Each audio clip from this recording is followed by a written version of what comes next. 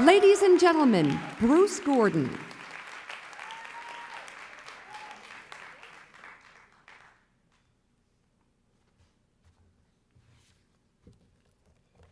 When I was a high school kid in 1961 in Camden, New Jersey, my friends and I consider ourselves, a very small group by the way, to be members of the fashion elite.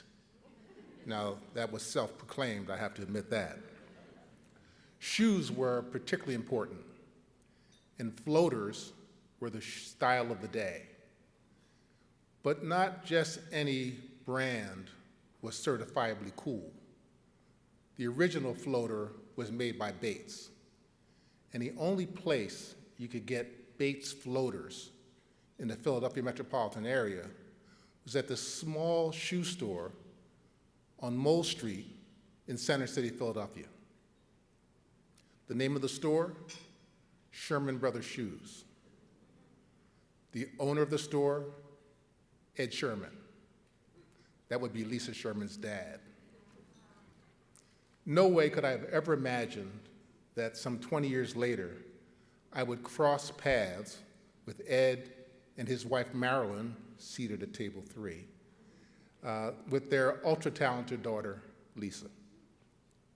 By that time, she had become a fast-rising, hotshot manager in a team, in an organization that I led.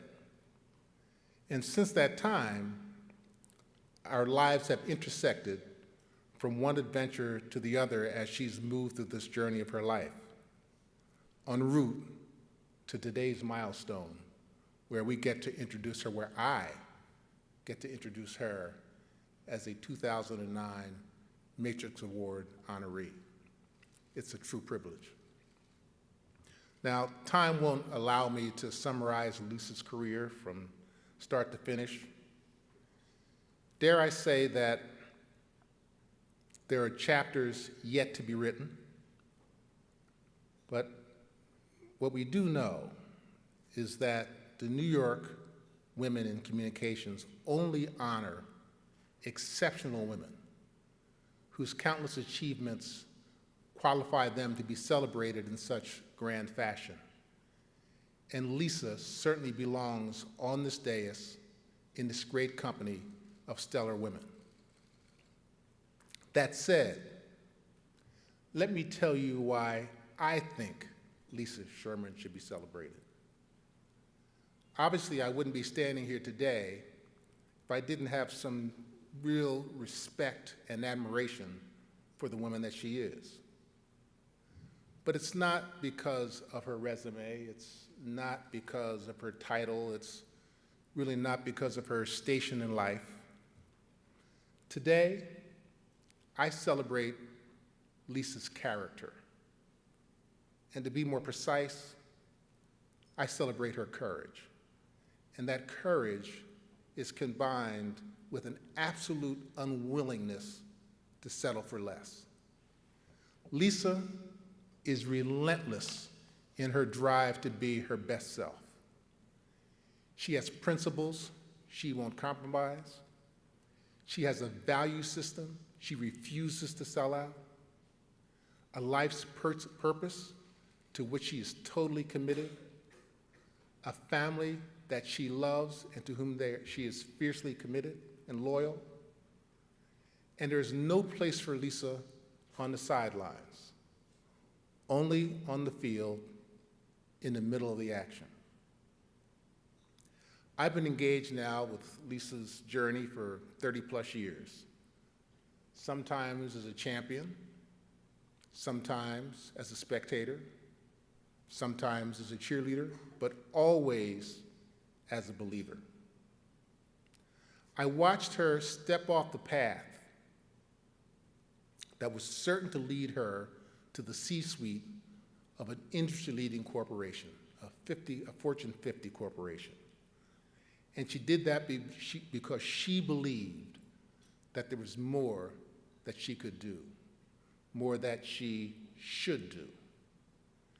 I watched her step out and reveal the woman that she is, staying true to herself, no matter the potential downside. She has made one hard choice after another, staying true to herself every step of the way, staring risk and uncertainty dead in the eye. Why? Because Lisa Sherman has courage. She's courageous. Lisa arrived at the Ad Council in 2014, and she wasted no time. Under her leadership as CEO and president of the Ad Council has launched campaigns that speak to some of the nation's most pressing social issues. She started with the launch of Love Has No Labels, the groundbreaking campaign speaking to diversity and inclusion in a direct and powerful way that, frankly, I don't think we've seen ever before.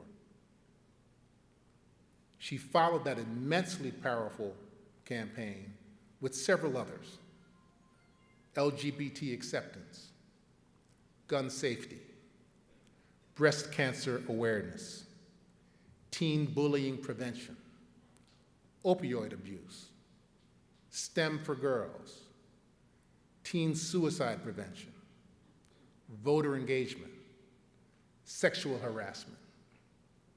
And if you have not seen the Ad Council's short film entitled Rising, make a note right now. When you get home tonight, pull it up on YouTube and make sure you view it before your head hits the pillow. These campaigns could not be more timely nor relevant. They represent the underrepresented. They protect the unprotected. They inspire the dialogue that too many would opt to avoid. They reinforce those of us who consider ourselves to be woke, and they serve as a wake-up call for those who need it. I speak to you today about Lisa's character, her courage, because it is exactly what the world needs today from each and every one of us. We have big problems to solve, and if the elusive solutions we seek are to be found, we must all believe what Lisa believes, and that is that the difficulty of the task does not relieve us of the obligation to try. And like Lisa, not only must we believe, we must act. I admire and respect this woman because she is a constant reminder to me of the power and necessity of courage. And it is with immense pride and pleasure that I introduce my friend, Marilyn and Ed's daughter, 2019 Matrix Award honoree, Lisa Sherman.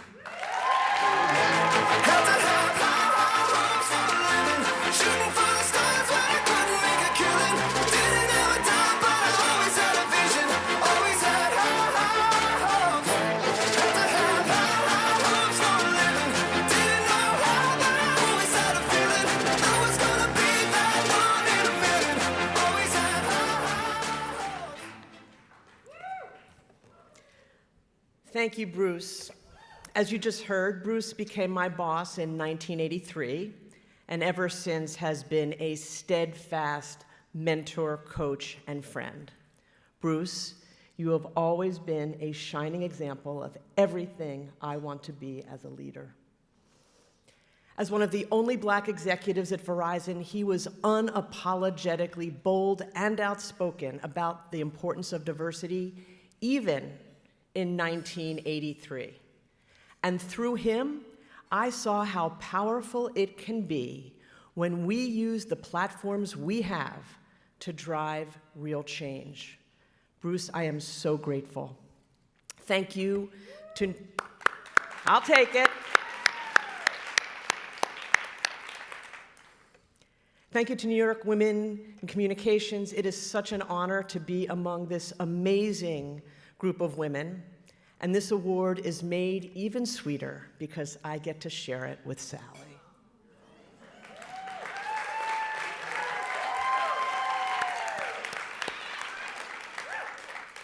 As you just heard, I am blessed with an extremely loving and supportive family, and that includes friends who are family too. So many of you are here today. Thank you for always having my back. I also want to thank my Ad Council family. You are truly the most passionate, effective, hardworking group of people I know. Mom, at table 3, I'm so glad you made this trip. And while I sorely miss my dad at our family table today and every day, I know that in some way he is here too, because if you knew him, you would know that he would never miss an event like this. To my wife, Julie, they say that Matrix winners are women who connect the world. Well, you are the woman that connects our family's world, and I am grateful that I get to come home to you and Jordan every day.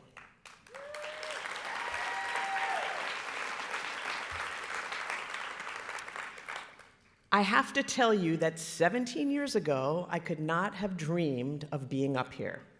Things were not going as planned. It was 2002. I was 40-something, living on unemployment, feeling unsure of my place in the world. I remember riding the subway, looking around at all of the faces, people with places to be, things to do, wondering if I had really screwed up my life. Would I ever walk into a job interview and be seen as valuable, worthy? Was I finished? I wasn't sure. So what brought me to this low point? The exact same thing that led me to being on this stage today. Taking a risk, following my gut, aligning everything that I loved with everything that I did, finding passion in purpose. You see, up until the late 90s, I was the classic corporate overachiever, climbing the ladder in a traditional, structured environment, doing good work with great people like Bruce. It seemed everyone was so proud of me. Everyone, that is, except me. As the years went by, there was this tightness in my chest that grew more and more intense, and it was getting harder and harder to silence that inner voice. The one that said, "This is great, but this isn't you, the real you." Maybe you've heard it too. So I took a leap, one without a real roadmap. Within the span of a year, I came out of the closet at work, I quit my job, and I left my safety net behind. I launched my own business, the Women's Sports Network, one of the first marketing companies that connected brands with women and girls through sports. What a rush that was. Creating something that embraced my passion for sports, my love of marketing, something that mattered. It was like flipping a switch. Midnight runs to Kinko's? No problem. Hanging around the Delta shuttle terminal to coincidentally run into possible investors? Oh yeah. And it worked. People felt the passion and wanted in. Friends and family invested. Clients signed on. I felt so alive. Then 9/11 happened. The city went into mourning. The world had changed. And with it, focus shifted. We all needed time to heal, and I was forced to close our company. I was devastated. Which brings me back to those subway rides. I honestly didn't know what I was going to do next, but I did know that I could never go back to how I was living before.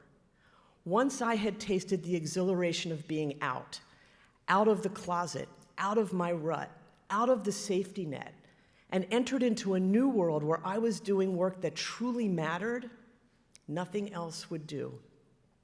Taking that initial leap led to launching Logo TV and giving the LGBTQ community a home base on television.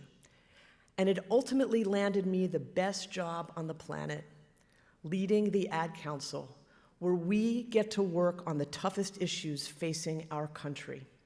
Because here's the thing, creating the life we want to live, creating the world we want to live in, that is the ultimate project. Life doesn't happen in a neat straight line.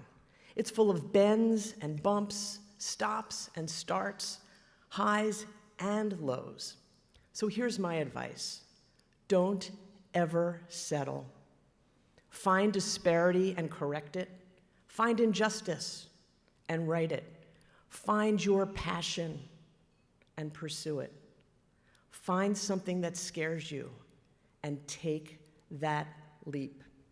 I can't promise that everything will go exactly as planned, but I do know this: the world will be a better, richer, and more dynamic place with you bringing 100% of you to it.